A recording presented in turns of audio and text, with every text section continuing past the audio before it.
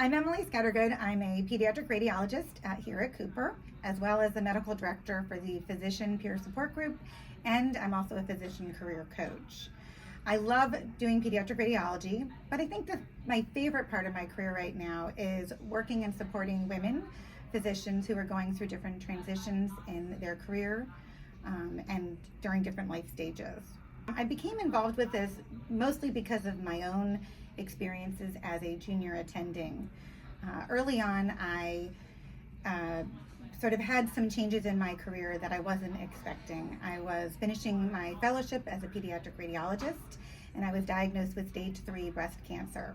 I had 2 young daughters under the age of 4, and was beginning my career as a full-time academic physician. To say I was overwhelmed would be an understatement, and adding in chemotherapy, surgery, reconstructions, and radiation was just too overwhelming.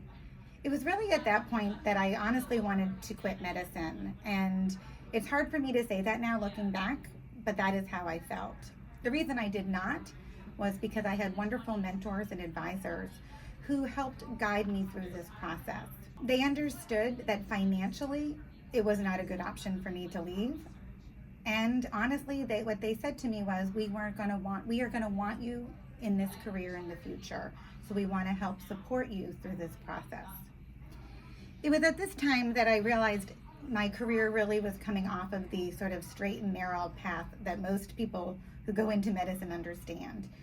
And so they worked with me. We found a schedule that not only supported my family and health, but also supported me professionally and helping me fulfill my professional responsibilities.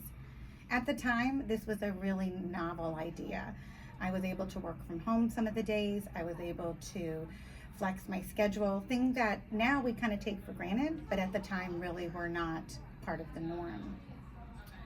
I think about this because we spend about a decade of our lives learning medicine and training, and then we continue to sharpen that going forward.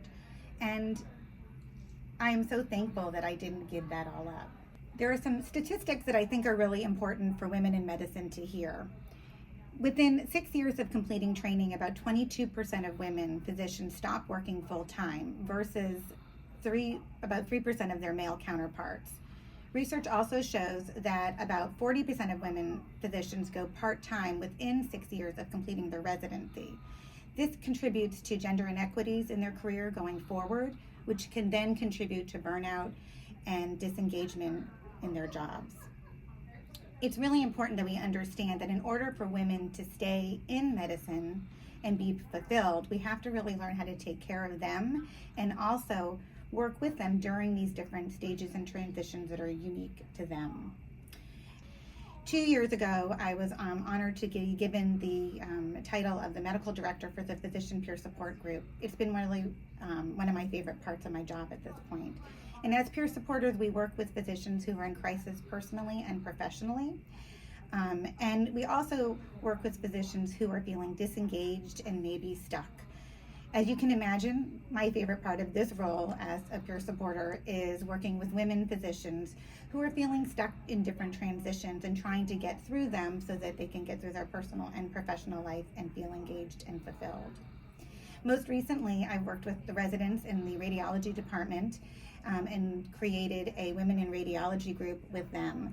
We bring in national as well as local speakers and bring those to the department as well as some other activities for support. It's really important to me to support women physicians as they are going through different stages in their careers as well as personally. You don't want women to walk away from a career in medicine. They've spent about a decade of their life gaining these skills and even longer sharpening them. And it would be a real loss to lose some of that workforce or have them become burnt out or disengaged. The reason this work has become so important to me is because of the many different stages that I have gone through, from being a junior attending and getting sick, to raising my children, having some frustration about maybe not being at the place in my career that I had expected myself to be. And I've reached another milestone by turning 50 and becoming an empty nester. And I find myself reevaluating that again and reaching out to my own mentors and coaches to find ways to continue in this career and not just be a part of it, but really thrive and contribute, not only as a pediatric radiologist, but in this other arena as well as coaching and mentoring and advising.